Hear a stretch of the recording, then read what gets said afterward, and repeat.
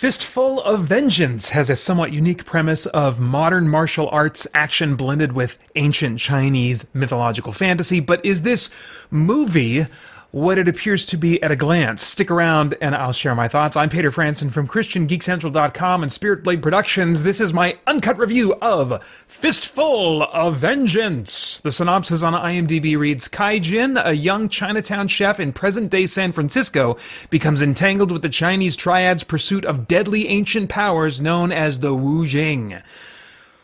All right. I am not the type of reviewer that seeks out negative review, doing negative reviews. I actually actively avoid movies, entertainment that I suspect I will not like. I did not know what I was getting into with this. I thought I did, but I sat down and started watching this, and it had like this crammed exposition introducing the characters and the premise, and then just kind of expected you to be pretty familiar, like, this is enough for, this is enough for you to just jump on board with this premise and these characters, here we go. And it had, unrealistic acting and dialogue that just didn't feel like I would expect from a movie. I felt like I had been dropped into the 5th episode of a TV show that I missed the pilot for. And actually, that's not very far off. It's a movie, but I mean, the quality and the vibe of it really feels like a TV movie, if you know what I mean. But it's a continuation as a movie for the Netflix series Wu Assassins, despite no indication of this in the title or the trailer. Again, this movie is called Fistful of Vengeance, not Wu Assassins Fistful of Vengeance, just Fistful of Vengeance. And they did mention Wu Assassins early on, but it just was part of that kind of crammed exposition, getting me caught up. Oh, my friend is the Wu Assassin or whatever. Oh, okay, all right, well, here we go. Once I realized, because I did about 15 minutes in, I was like, what is going on? And so I just looked at a little bit of background information, 15 minutes into my experience, discovered what this was, and strongly considered at that point finding something else to review. But I mean, I'd already spent review budget money to get Netflix for a month, so I wanted to make use of that and not have it go to waste. So I apologize if my reactions to this movie feel unfair given my unfamiliarity with the Wu Assassins Netflix show. And yet, it's also worth mentioning again that there's nothing about Wu Assassins in the title or description for this movie on Netflix. And so I think the place that I find myself is shouldn't be that surprising to the folks that made and released this movie. In any case, once I realized the situation, I kind of mentally took the movie off the hook for not setting up characters or premise well. I was like, okay, that's that's a marketing thing. I shouldn't hold it against the people who are marketing it, who named it, and that kind of stuff. It's not actually the fault of the content itself that it doesn't present the characters and premise in a more kind of like, a way that I would expect if I was watching a self-contained movie. And so I tried to evaluate it based on its other qualities. I would say that the tone still felt very light and simplistic, almost like it was written for teens, despite lots of R-rated content, lots of violence and bloody gore and stuff like that, and a little bit of nudity later on. And I'll touch on those things at the very end. Basically, it's an action, fantasy, martial arts story that seemingly expects viewers to be familiar with and accepting of the mythological fantasy premise and characters. I would not describe it as a jumping on point for Wu Assassins. That's the other thing I considered. I was like, well, maybe they're not connecting it to Wu Assassins in a really obvious way because they're hoping it can feel like it'd be a jumping on point that'll get people interested in the series. But I don't think that it functions that way. It didn't function that way for me. Seemingly, I think it's made for pre-existing fans of the Wu Assassins TV series.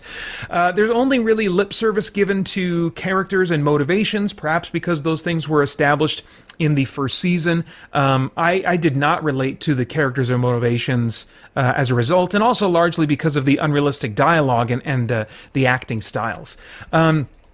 As far as the cast and the performances go, at least two of the main cast members are known for being in martial arts films. They were both recognizable to me as, from previous martial arts roles that they've played in the past. That being the case, I understand that they may not be the strongest actors, but in that case, I really prefer that those types of actors that bring that particular skill set, not necessarily more traditional acting skill sets, I prefer to have them play the cool, mysterious, silent type. That's not really required in the script to do a lot of varying emoting and stuff. But that wasn't the case here, and the more that they spoke, the more I felt disconnected from their characters. And again, I think that the dialogue writing probably shares equal responsibility for that. As far as the stunts and visuals, right? I mean, like, if this is a martial arts action type of experience, then this is where the thing should really shine.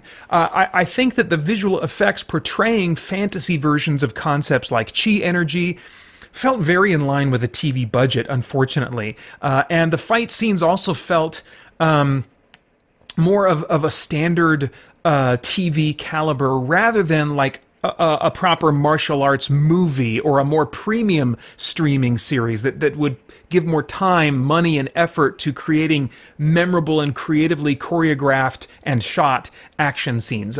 I just didn't feel like that was what was going on here.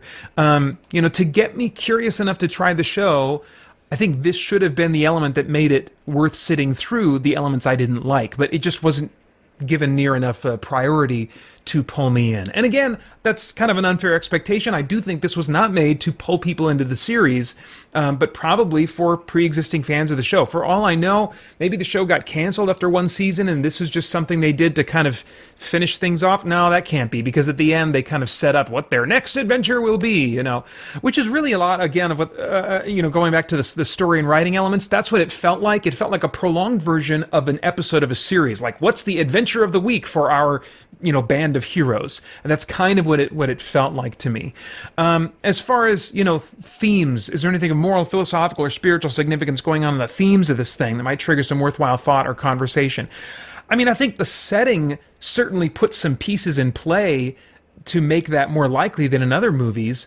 You've got a modern day story in kind of ostensibly our world that is treating ancient Chinese mythology or elements of Chinese mythology as though they are real, and so one would certainly think that would have ramifications, be making statements about like this worldview, this view of spiritual matters is true or is more true compared to alternatives. But really, as I've said in past reviews, when I am just totally disconnected from a story and uninterested in it, I just, whatever themes they might be playing with just don't bubble to the surface. I just kind of can't wait for the experience to be done. So that may be but even, I was thinking, even if I did like this particular tone, because I think that the tone they're going for, this lighter tone, this that's juxtaposed with really violent action and stuff like that, I think there's an audience for that tone. It's just not me. But I think even if I were part of that audience, I don't think they're really going for themes and making statements here. I think it's just about keeping things light, keeping things actiony, and not doing anything more weighty than that. Now, I have no idea what your tastes are in TV shows or movies, but if I were a time traveler, I'd go back in time and say, Peter, oh my gosh, skip this one. Do not pull the trigger on Netflix yet. Wait until the next thing you had on your calendar to review from Netflix. Do not pull that trigger. Find something else to review this week. You're going to hate sitting through this, and people probably aren't going to be very happy with this review unless it happens to save them from a similar predicament to what you fell into. If martial arts fantasy was really a favorite genre for you, then you should try the Wu Assassin's pilot first. But it's not, so never mind. This one's rated TV MA for violence, gore, language, sexuality, and nudity. The nudity comes in the form of a fairly brief sex scene with flashes of female nudity. If you want to watch this, then and dodge that, then when you'll hear the sexy music queuing up and we're getting ready to get intimate, and so you can just look away at that point. And when the percussion cuts out from the sexy music and we just kind of have like a cool down type type of sound to the music. Then you can look, and there's some nonverbal storytelling going on that doesn't have any nudity that you'll want to keep track of, I suppose. But anyway, those are all my thoughts for now on Fistful of Vengeance. All right, let's get funky with this. Right now, I'd like to take some time to write a tune for pre-made rhyme. The lyrics kind of never change, but the melody gets rearranged. I never know what I'll create to say how much I appreciate Gabriel Stinson, Brian Franklin, Olin D. Branham, Drew Rubb, Winston Crutchfield, Lee Bray, Justin D. Myers, and Matthew Ridgway. Don't forget Cosmic Fox and Joel Nelson. Thank you for supporting me and SBP and CGC. And now to all who hear this tune, thank you as well. Please come back soon. Want to hear your name in song? Check out our page on Patreon. All right. I'd love to get your thoughts and reactions in the comments below. Maybe not to whatever the crap that just was, but please like, share, subscribe, and click that bell to stay connected. I do want to thank the Spirit Blade Insiders for allowing me to have a budget to spend on these reviews. Thank you very much. You can get more info about the benefits of joining over at patreon.com/SpiritBlade Productions. Then I hope you'll check out our podcast and stay connected to all CGC content over at christiangeekcentral.com as we continue to geek out and seek the truth. Summer insanity. Liberate butter.